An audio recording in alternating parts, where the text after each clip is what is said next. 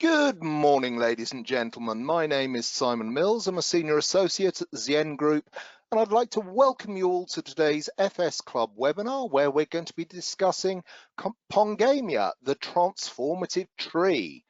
I'm joined by two distinguished speakers this morning, Dr. Benjamin War and Rabbi El Fadel, respectively the director and CEO of Phyla Earth, a small but rapidly growing company which is focused on realizing commercial opportunities to meet carbon removal and biodiversity targets, whilst delivering a host of benefits that aim to meet the UN sustainability goals.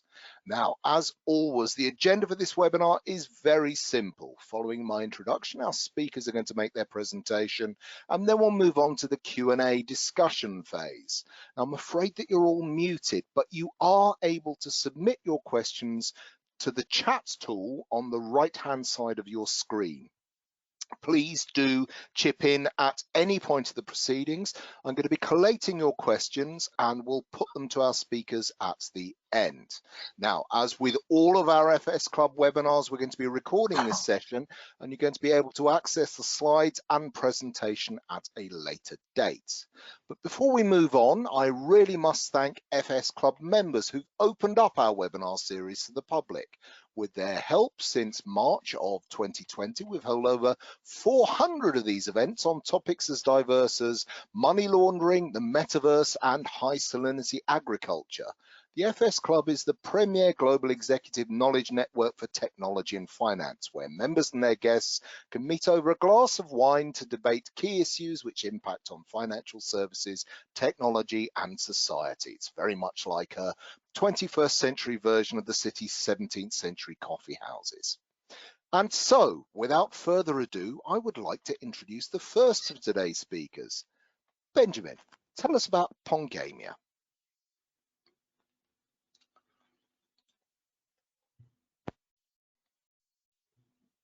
Good morning, everybody. It's a pleasure to be here, and thanks for such a professional introduction, Simon. I'm going to introduce you the Pongamia tree, and specifically the elite Pongamia tree developed by Phyla. The presentation is going to follow this structure. I'm going to introduce to you the scale of the shared challenge and the need for effective finance to meet the challenge. I'm going to introduce some of the challenges that farmers face in a general way, and then focus on how gender inequality exacerbates the problem for women. I'm then going to give you a brief introduction to the Pongamia tree and agroforestry systems that it can fit into, and then provide a contextualized overview of how Pongamia agroforestry can generate productivity enhancement and risk reduction. So the Pongamia tree is from a semi-arid environment. It's a dryland species, and drylands are seasonally dry and brittle, right? And this is makes those landscapes a particular challenge at present. Over 3 billion people live in such landscapes, and they are severely under threat from desertification. Studies by WRI have found, however, that each dollar invested into such ecosystems can have positive returns in the range of $7 to $30. Now, what do we need to do to unlock the finance that's required to regenerate these landscapes and to make them more productive, and specifically to increase the revenues of the populations living there, reduce the risks that they face from climate change and ecosystem degradation? So the challenges are very much shared. We have local communities in the landscape who are essential in the challenge to reverse land degradation and fight climate change.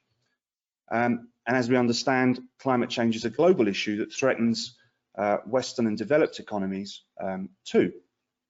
So the challenge is very much of a shared one, where the financial community, public sector, donors are required to raise funds to invest into these landscapes. The amounts raised, sadly, are insufficient at present. Estimates range from about $16 billion that has been committed, but there are two challenges. The challenges are to increase the size of that investment.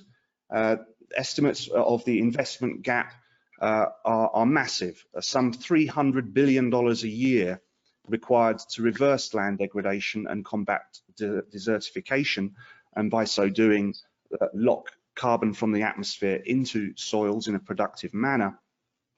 The second major challenge is to ensure that these finances are dispersed in a way that's effective and target the communities and deliver the outputs that are required. And this means that projects need to be highly contextualized, and they have to be more than just restorative. They should be regenerative and in many ways productive, creating the opportunities for employment for a growing population, as well as matching food, energy and water requirements in a manner that's sustainable. So we can think of this as a kind of a very linked process, and the old cliche of think global, act local is increasingly relevant. It's the local partners who understand the activities on the ground that will be able to deliver on the effective distribution of finance, and it's the global finance community that's got to identify profitable investments, effective disbursement mechanisms, and projects that are going to deliver on their climate change potential. Now, the mechanism required to ensure that those investments are profitable and effective is essentially to enhance the productivity of those investments and to reduce the risk involved. And that's very much the focus of our work at Phyla, and one of the reasons why we've identified and worked with Pongamia for so long to deliver this system. So let's look at the farmer challenges, and these are challenges that are shared by both male and female farmers, and we've already discussed two of the major issues at the top there, which is access to finance, which the corollary is of disbursement of finance. Now the reasons for limited access to finance are multiple, and I could have made a diagram that looked very much like the system dynamics diagram of the Afghan war, but it would be hard to identify where the key linkages are and what the critical causes and impacts are. So I've simplified it greatly here, all right? So farmers are unable to access finance because they have a lack of collateral. They have a high perceived risk and lack of available funds themselves. The impact of that is that to provide seed and fertilizer inputs to their annual farming activities, they're often forced to deforest and sell charcoal. That's a guaranteed market that they have. Another challenge, they lack access to equitable markets. The transport is difficult. They're often subject to profiteering by briefcase buyers, and as such, they often secure only low prices, meaning that they have typically low revenues. In Zambia, per hectare, an average revenue could be $400, but there's a cost associated with that, and often labor is not included. They lack access to advisory, soils advisory. They lack access to training in new agricultural systems that could help them to reduce costs. They lack access to quality inputs, and they have access to value-adding facilities that could stimulate local supply of important products such as animal feed, fodder, fertilizers, etc. The causes for these: limited risk sharing and underfunded agricultural extension services. There are many. But the result is that, for example, maize yields in Zambia have stagnated at about 1.5 tons per hectare for the last 30 years in small farmers' fields, despite increasing quantities of fertilizer being applied. And with the situation of the last 2 years, those synthetic fertilizer prices have skyrocketed. The synthetic fertilizer use, the inappropriate systems, monocrops, and lack of advisory cause soil degradation and increasingly lower margins to farmers. When taken at scale, these activities, deforestation, soil degradation, lead to ecosystem-wide degradation, onto which you then apply climate change and increased prevalence of extreme weather events, long dry periods that characterize dryland areas, which can be over 6 months, and then sudden very heavy rainfall. You're getting flooding, and you can see in the lower left corner there maize fields this year that were subject to heavy flooding. Now, it doesn't need me to say that when you have a tree in that system, it's less heavily impacted. On the right, you can see typical deforestation for charcoaling and opening up new agricultural areas. Low yields, if you want to increase supply, you just have to increase the land area, and that exacerbates the problem further. Now, on to these set of challenges. Female farmers have additional challenges that exacerbate the inequalities. Lending into farmers, and this is a percentage of participation. At a national average, only 16% of farmers took loans from a wide variety of formal and informal sources. The difference between men and women is not so significant, 2%, but you can see on the lower left a very low participation in outgrower schemes relative to males, but evidence that they are benefiting more from community savings groups, and clearly where companies entering the market in loans for farmer activities have focused on female head of household farms. And if we look on the right, very often farmers will access finance by doing part-time work or temporary work in industry. And I've grouped here together industry to mean mining, quarrying, the energy industry, and all of those sectors. And you can see here the disparity is enormous. And very often, men and women, they like to own their own businesses in Zambia. I'm often going to refer to Zambia because that's where I live and where I can give the most contextualized inputs. But they like to have their own businesses. They understand that it's a risk reduction mechanism, and the ability to work in industry, earn some revenue, is one mechanism by which people save and then make their own small businesses. So we've got a set of challenges that are exacerbated for women, including the fact that they typically tend to be farming more marginal land, and when it comes to selling their crops, they have a lower level of commercial participation as well. So they're getting even lower prices, or typically they're providing for subsistence food requirements, and they're getting no money at all. So now let me bring you to how Pongamia pinnata has characteristics that can address many of these issues. So Pongamia has been grown in southern India for over 1,000 years. It's in the Sanskrit, it's part of the Ayurvedic medicine portfolio. It's highly drought tolerant, identified in regions with low rainfall, 650 millimeters on average. That means there's some years where it's much lower. It's nitrogen fixing. It doesn't need synthetic fertilizers. It fixes its own nitrogen and brings that into the ecosystem. By the way, nitrogen is the limiting factor on fixing carbon in soils. It stores carbon above ground and below ground and contributes to improving soil capacities to store carbon. It's both salinity and flood tolerant, historically being a mangrove species. So you can see in that previous image, it would have been fine. It's also non-invasive, and it's a dryland species that's now got a spread globally across much of Southeast Asia, Australia, Southern Africa, and that is developing under careful observation.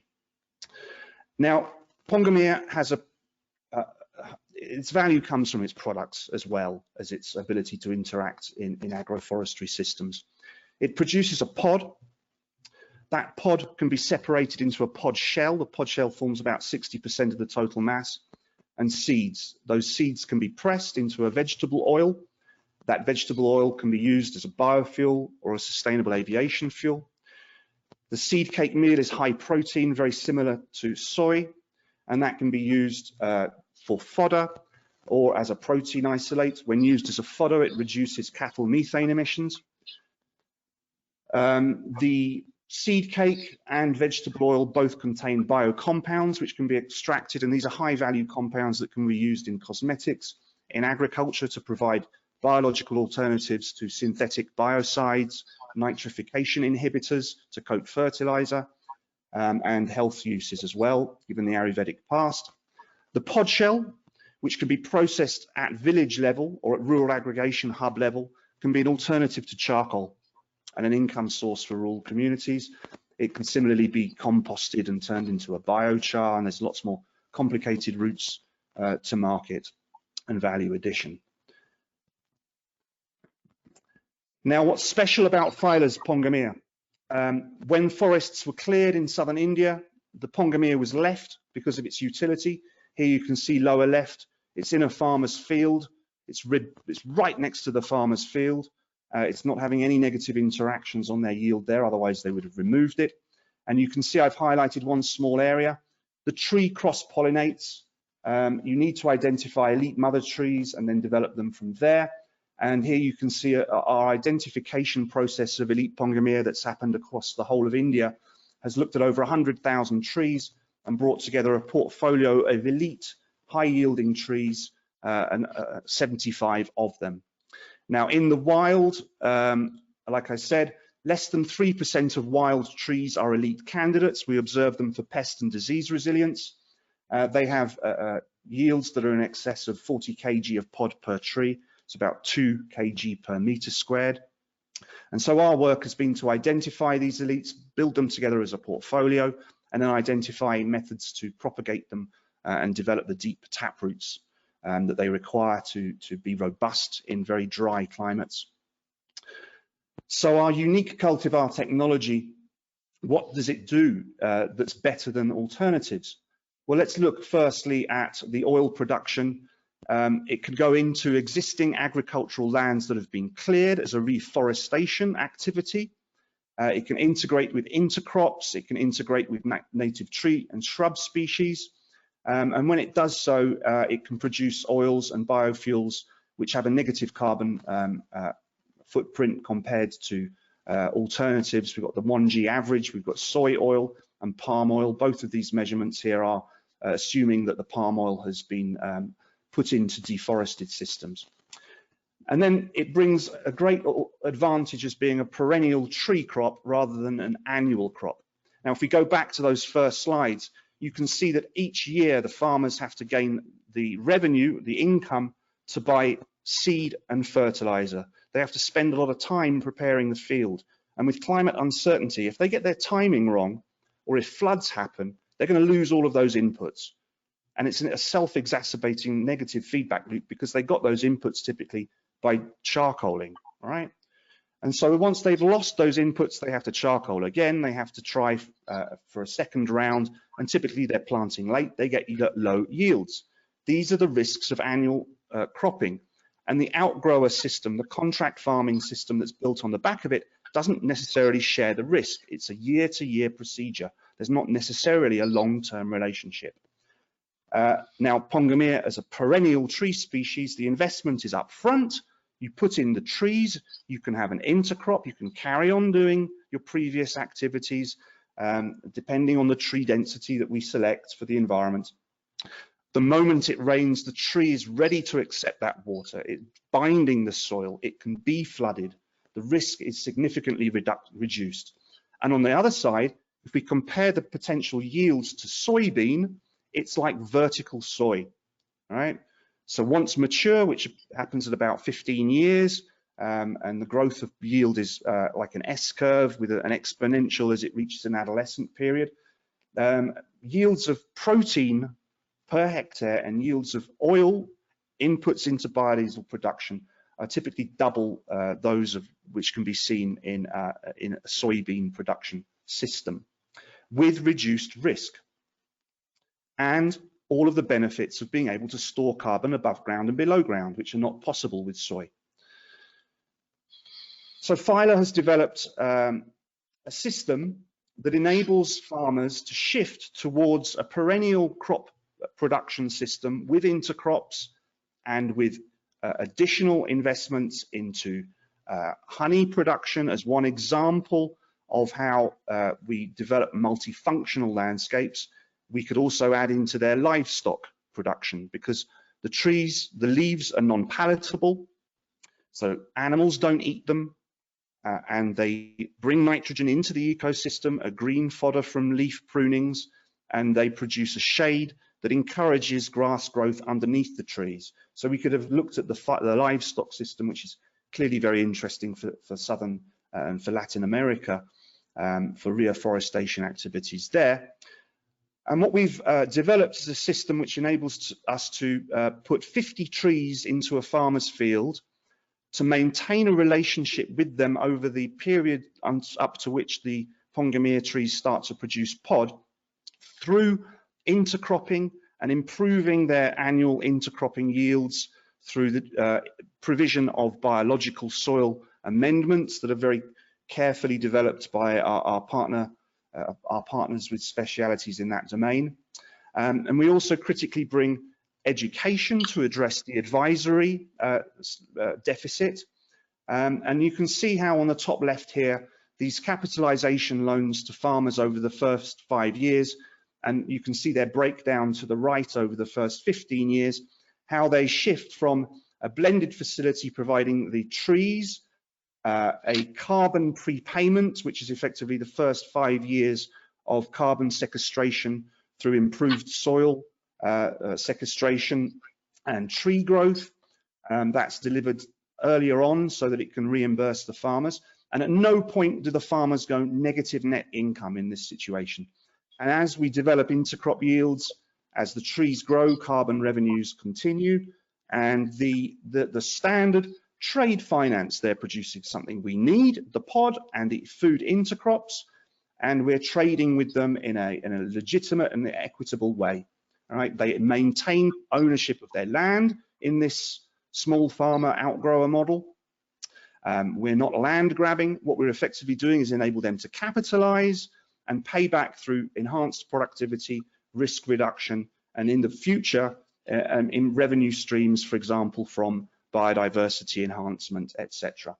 The number of benefiting households in this example, built on a 20-hectare propagation facility that cost 1.2 million, it can reach over 400,000 farmers by year 2030 at 50 trees per hectare. Payments are made to the farmers, their revenues increase, and production quantities of products that are useful across food and energy domains are increased. All right, let me move forward. So you can see, and I'm sure you can focus in on this at another date, how we've addressed these solutions: access to finance through capitalization of farmers, access to equitable markets through off-take contracts, access to advisory through an education system that's funded by productivity improvements, improving soil health and fertility through a perennial agroforestry biodiverse system, bringing honey and pollinators into the ecosystem to build the ability to develop a full land cover, and building these intercarbon projects such that they can fix and conserve significant amounts of carbon whilst regenerating the hydrological function of the landscape. And here you can see how an outgrow extension system can be built around activities that link into mine regeneration, into cement plant provision for biomass, and into livestock grazing. And this can create significant jobs as well as entrepreneurship opportunities for the farmers. So here we enable investment, we increase the productivity and reduce the risk, and we develop markets for farmers by linking them to the wider global need for climate change action, food, proteins, and energy. Thank you. I'm now going to show a short video. That would be great.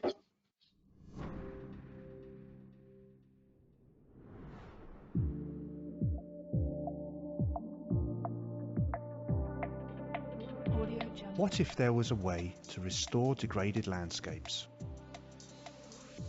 And what if the solution provided sustainable livelihoods, was able to feed people and power communities and economies? Phyla elite Pongamia trees produce food and fuel and fertilize themselves.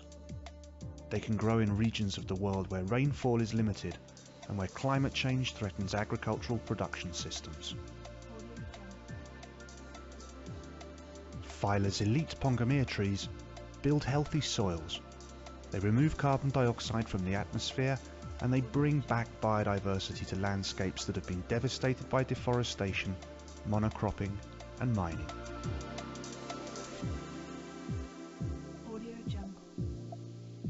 Pongamia has incredible uses in rehabilitating mine sites because of its metal toxicity thresholds. It can start an ecosystem going, which is often what we need. So growing a plant in an ecosystem that's tolerant to the soil conditions that other plants can't bear allows us to start generating carbon and mycorrhizal networks and microbial processes and litter decomposition processes, including nutrient cycling within the soils. And Pongamia may become one of the key tools in rehabilitating and remediating toxic legacy waste from mining.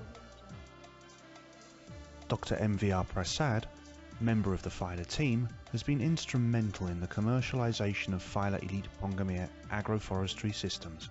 Namely 1972 and 1974 and 1979, they were all very bad years. 500 villages, they escaped the pangs of the drought. And each of these villages had a lot of plantations of Pongamia around their homes as well as around their fields and all that. That is the beauty of Pongamia. In spite of acute drought, the tree doesn't succumb. ಗೊಬ್ಬರ ಹಾಕಲ್ಲ ನೀರು ಎಲ್ಲ ಏನೂ ಇಲ್ಲ ಕೂಲಿ ಕೊಟ್ಟು ಎಲ್ಲ ಉದಿಸ್ಕೊಂಡು ಎಣ್ಣೆ ತಗೊಂಡು ಉಪಯೋಗಿಸ್ತೀವಿ ಅಷ್ಟೇ. Phyla is unique, having established operational facilities in both India and sub-Saharan Africa. We have successfully grafted close to 1 million elite Pongamia in one production cycle, and that too with absolute precision quality, with standard operating procedures, ensuring that it's completely compliant and completely world-class. The Phyla team have been working for over 25 years to build a portfolio of high-yielding varieties that are able to cope with the toughest of environments.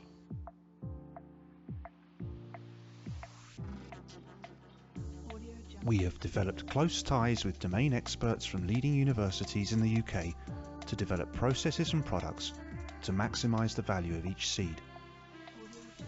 Green technologies which we have developed at the center, how to maximize the yield of Karanjin, Pongamol, and which will help us in developing some novel products for cosmetic industry, food industry, as well as pharmaceutical industry.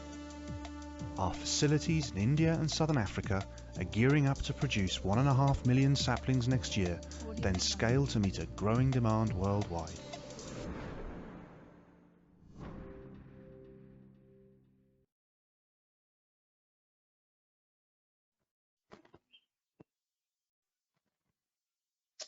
Thank you, everybody.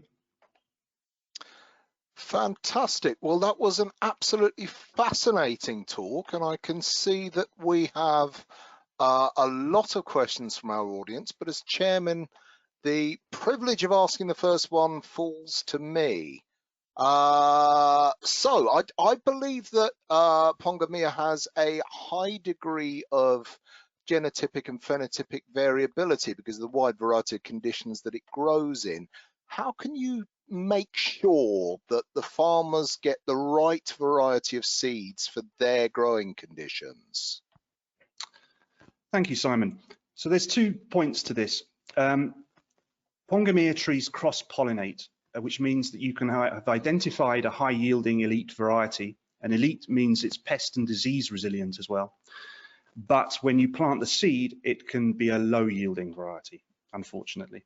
So the work of Phyla has been to identify a portfolio of over 75 elite trees from a large number, 100,000 trees we've observed, and they've been filtered for yield and pest and disease resilience. And we've then developed systems and methods to propagate those through grafting, which ensures correct deep taproot is produced. Now, the second part of that question is genetic diversity within a farmer's field. So the 75 varieties can be planted into a single hectare, and that provides enormous biological diversity in times of changing climate. The rains can come early, the rains can come late, and within that 75 varietal portfolio, the farmer yields are effectively averaged out across that period. And if we compare, for example, to a hybrid soybean field, which has one single variety in a farmer's field, and across the whole landscape of farmers, they're often all using the same variety. Now, soy, fortunately, is quite pest and disease resilient, but with other crops, that makes them very vulnerable to pest and disease. So our farmers benefit from flexibility in yield response to different weather conditions, but also a diversified genetic ability to resist pest and disease. So these trees are genetically diverse. So we're not going to see, you know, the equivalent of the potato famine, for example, due to lack of genetic diversity. No, yeah. Very fortunately, you know, we're sourcing from a wild population of trees that's massive. So even within that population, there are features and characteristics that can be considered valuable in different years. Now, forecasting what the weather will be, that's the big challenge. What we know is that with the 75 varieties and those that will add to that, that there'll be the regional varieties necessary to respond in concert. With regards to the work you're doing with farmers, are you educating them on soil health? You know, are there other probiotic solutions that could add to soil and animal and human health and productivity and so on that you could promote as part of your work? Yeah, very much so. So I operate a small spectroscopy lab here in Zambia, which is the birthplace of our soil interventions into Pongamia systems. And we are developing with a very interesting group of partners and some very interesting developments occurring at the moment to identify how we can maximize the soil plant microbial and fungal interactions that occur. And that's a lot of the work we've been doing with Professor Mark Tibbett at the University of Reading, is to understand how on earth are these trees able to cope with 7,000 part per million copper and still nodulate symbiotically with mycorrhiza. So there's a lot of work that's to be done. What we know is that over 1,000 years of practice and actual activity within the Indian subcontinent, that these things do work. Now it's a matter of understanding them, of profiling them, and of developing them further into the commercial space. Moving on to the more commercial side, have you considered applying some fintech solutions to assisting your farmers? So on the microfinance side, microinsurance side, providing market data, e-cooperatives, that kind of thing. Yeah, we've interacted very heavily with the farmers over the past 3 years. Now you've got to remember, about 95% of them do not have a smartphone. And the killer is the bundle, the finance they need for the bundles. So we're building a system that's based on the real technology behind the mobile phone, which is the ability to speak to somebody. And we can make those calls. And then we can communicate in the local languages and bring peer-to-peer learning systems to bear. With regards to the potential for microfinance, yeah, we think that's critical. What we want to see is that the loans that we make into farmer systems are paid for by the productivity of those specific technologies that we bring to bear in their fields. But what we've seen from that data is that female farmers are really benefiting from their own savings, and they're putting that they have an understanding of the granularity of the diversity of business and production models that they can adopt at small and large scale, far broader than we'll ever be able to see. And we don't want them to become, you know, we don't want debt-driven growth here. What we want is them to be able to, through productivity enhancements, save within their communities and reduce the outflow of money from those communities to town and then internationally as well. So it's all about stimulating, initiating a capitalization onto which the farmers can build themselves and make their own choices and develop their own sources of financing. But as this progresses, and I think phone adoption will get greater, we're pushing on to various options for them to be able to access microfinance around specific soil amendments, which will be biological, all of them. I know that MPs have been doing some really interesting work on banking the unbanked, so it would definitely be worth having a look at what MPs are doing with regards to micro payments and microtransactions. Sorry, Rabi, I thought you were going to intervene. I just need to add to Ben, because there are multitude of sort of technologies and fintech that we are involved in at a very early stage to make sure, from the proper holistic and the granular mapping of what we're seeing in terms of the existing assets at the moment, and how we're going to take it all the way through, making sure that we are reporting, we are managing, we are operating all the way throughout the whole sort of life cycle of the tree.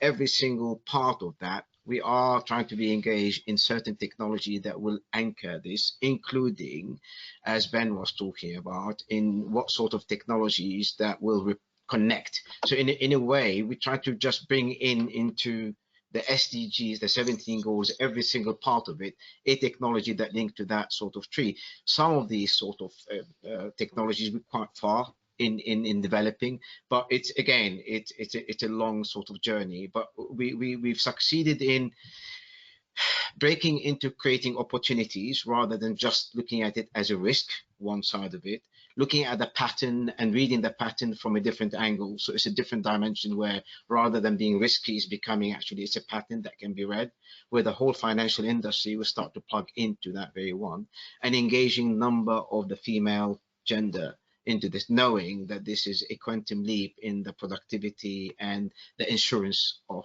the business. Does the plant suffer from any particular pests, either in the forms of insects or fungi, or even birds taking the fruit? Yeah, no, it's fortunate. It's very unpalatable, so livestock won't eat it. So you can imagine this in the Brazil deforestation zones, the drier areas.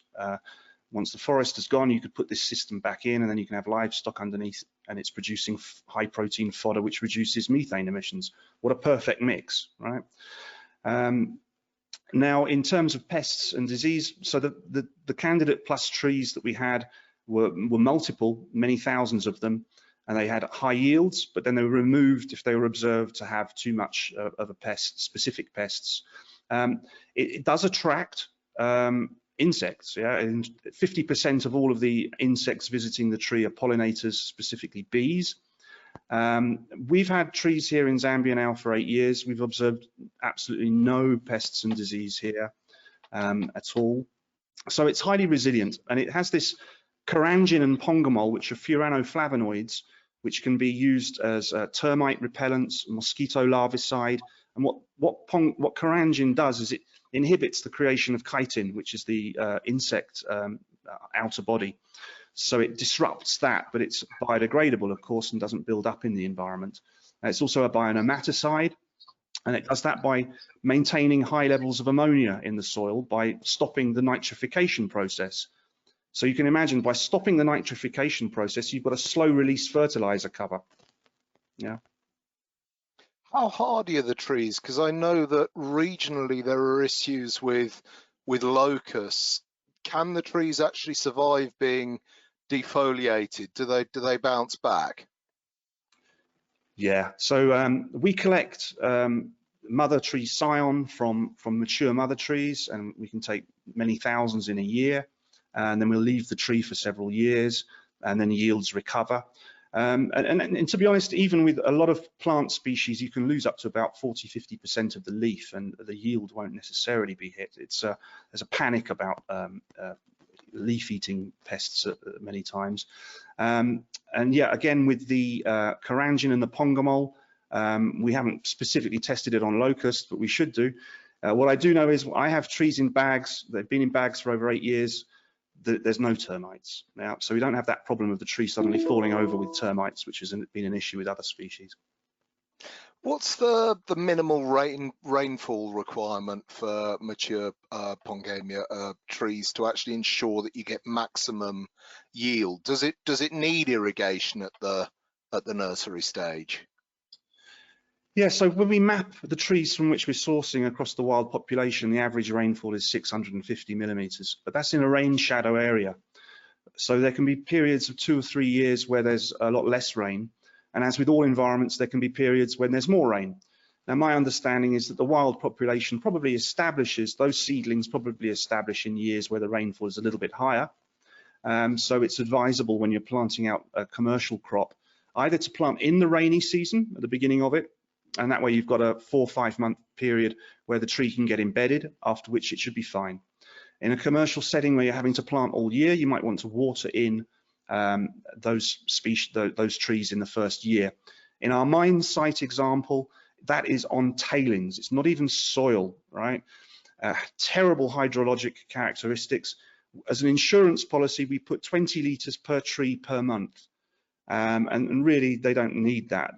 But we're doing that just because we want to guarantee they stay alive. Now, 20 litres per tree per month is a tiny amount of water.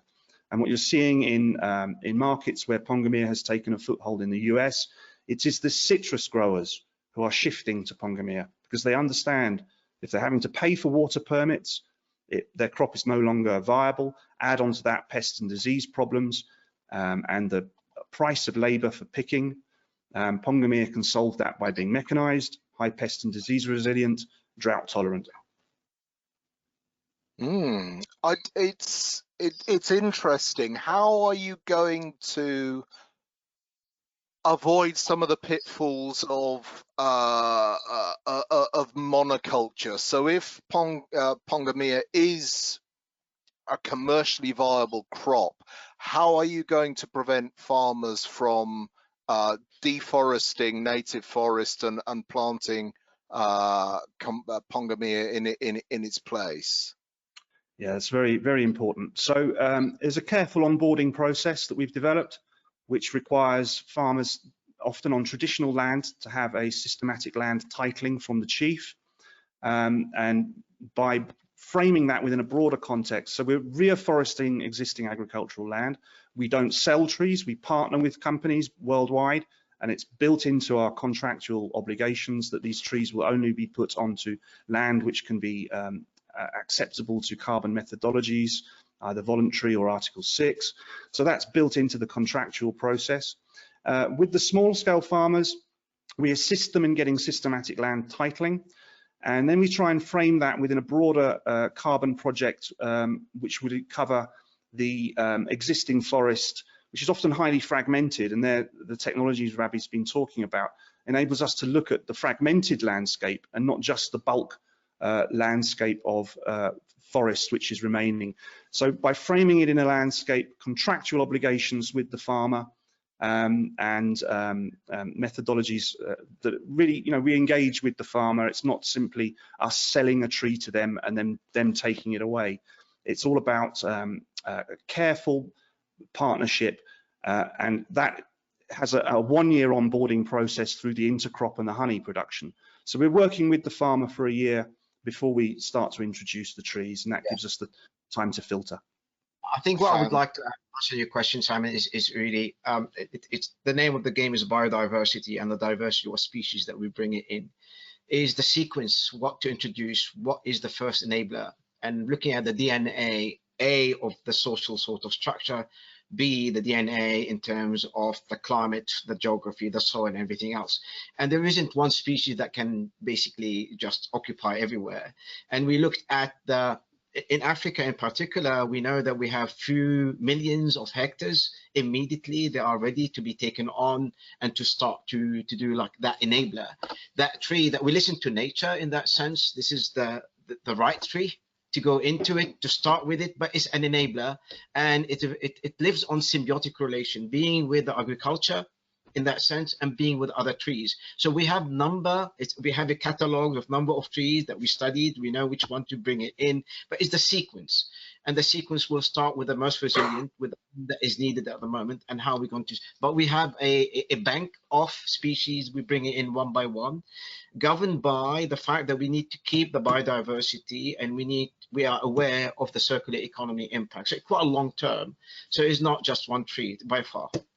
Fantastic. So very briefly, just to finish off, if people want to get involved with Phyla Earth, buy your product, invest in your company, how do they get hold of you? www.phyla.earth, Benjamin at phyla.earth, Harry at phyla.earth, Rabbi at phyla.earth. So we're contactable that way, and we're all on LinkedIn. That's always a good way to reach us. And I could show you a last slide. I think it's actually going to be the last in the slide pack. It's got my contact details on there. Fantastic. Well, we'll have those up on the website in the next couple of days. Now, I'm afraid that time has caught up with us, ladies and gentlemen. I know some of you have still got questions to ask. Please do contact us, and we will pass them on to our speakers to continue the discussion. We're going to be posting the recording of this presentation online within the next couple of days, so you can revisit what our speakers have said. It just remains for me to thank the members of the FS Club for making today possible, and I'd also urge you to keep an eye on our forthcoming events page for more webinars, which include creator consulting, moving from persistent misdirected efforts to truly transformative results, which is taking place on the 13th of March. Financial Centres of the World's 2023 focus on Mauritius, which is taking place on the 14th of March. Global Financial Challenges, the role of central bank digital currencies on the 15th of March, and Asia's Noodle Bowl of Trade on the 16th of March. You can catch up with all our previous webinars on YouTube or our Pizzazz TV channel. We hope to see you again soon. Thank you very much. Goodbye. Thank you. Thank you.